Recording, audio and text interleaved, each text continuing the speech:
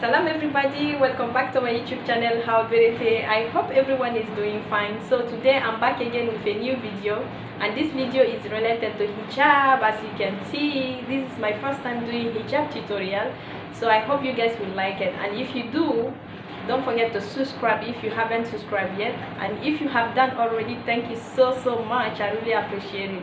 And like, comment and share this video.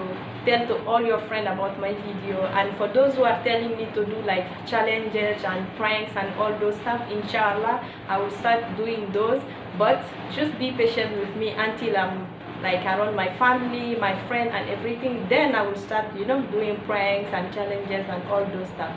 So stay tuned for that. Okay, let's get into the video. Okay, before starting the hijab, you have to make sure you have something like this. It's a cap. You can find this, I think, on Shopee, on Lazada, you know. And make sure you have a scrunch also for the back of your head. So yeah.